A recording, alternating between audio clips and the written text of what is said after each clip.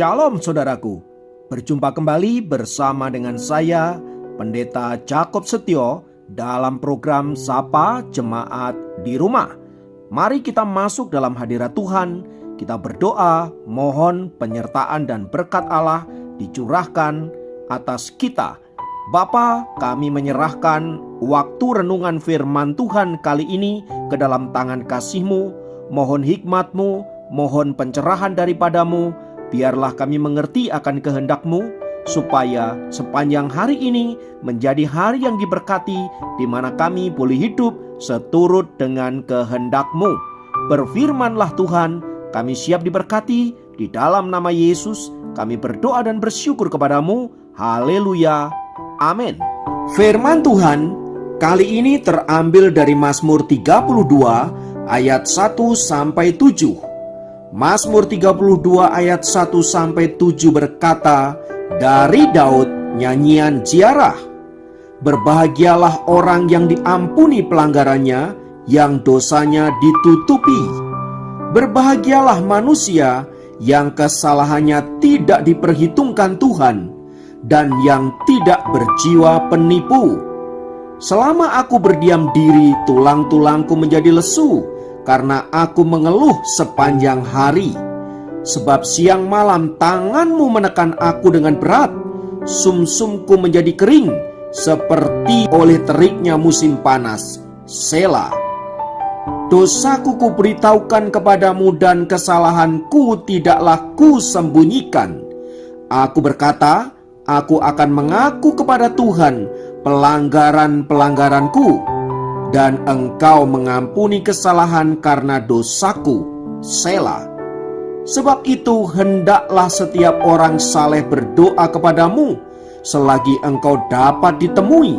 Sesungguhnya pada waktu banjir besar terjadi, itu tidak melandanya.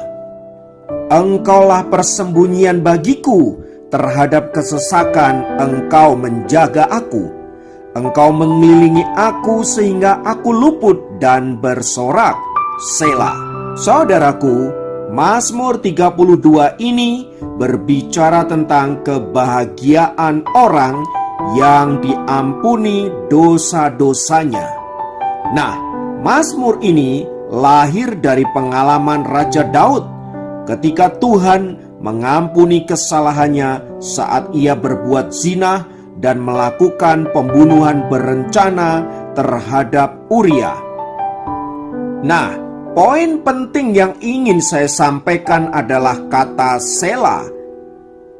Dalam keseluruhan Mazmur pasal 32 ini, kata selah dicatat ada 3 kali. Pertanyaannya adalah, mengapa di situ digunakan kata selah atau jeda?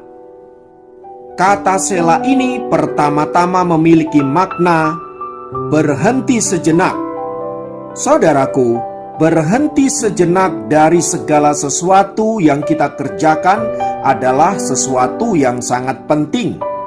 Allah sendiri saat melakukan penciptaan, ia juga berhenti pada hari ke-7. Itu artinya ia perlu beristirahat dan menikmati ciptaannya. Kemudian masa peristirahatan ini dinamakan dengan hari perhentian, di mana Allah memerintahkan agar orang-orang percaya beristirahat dari segala sesuatu yang mereka kerjakan untuk bersyukur dan menyembah Tuhan. Nah, di Mazmur 32 ini, kata selah atau berhenti sejenak juga kurang lebih bermakna sama, di mana ayat 1-4 itu berbicara tentang pergulatan si pemazmur dengan dosa, namun Allah mengampuni dia. Maka kata selah atau berhenti sejenak ingin mengajak pembacanya untuk bersyukur atas anugerah Allah yang luar biasa yang telah mengampuni dosa-dosa kita dan melepaskan kita dari pelanggaran-pelanggaran kita. Itulah sebabnya si pemazmur berkata, berbahagialah manusia yang kesalahannya tidak diperhitungkan Tuhan. Yang kedua, kata Selah juga memiliki makna renungkan.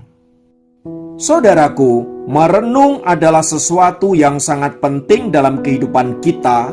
Merenung di sini berbicara tentang pergulatan dengan Allah, di mana hati, pikiran, dan jiwa kita memikirkan tentang Allah, tentang perbuatan-perbuatannya yang ajaib, tentang pengampunannya yang luar biasa, tentang penyertaannya, dan tentang karya keselamatannya di dalam hidup kita.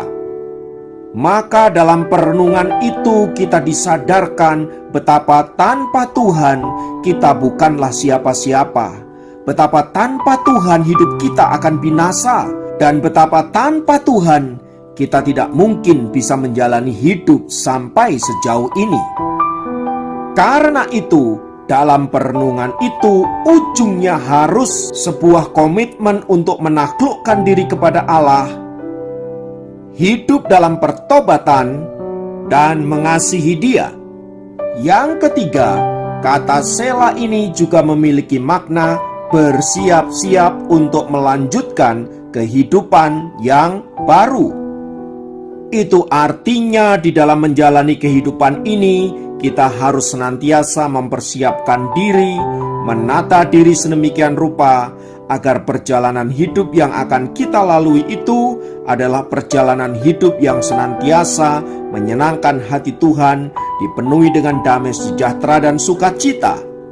Sehingga hidup yang kita jalani adalah hidup yang punya makna dan bukan sekedar hidup. Karena itu saudaraku, sebelum kita memulai sebuah hari yang baru, pastikan bahwa saudara akan memulainya bersama dengan Tuhan. Itulah sebabnya mengapa kita perlu bersaat teduh secara konsisten setiap pagi, agar sepanjang hari yang akan kita lalui adalah hari yang diberkati oleh Allah.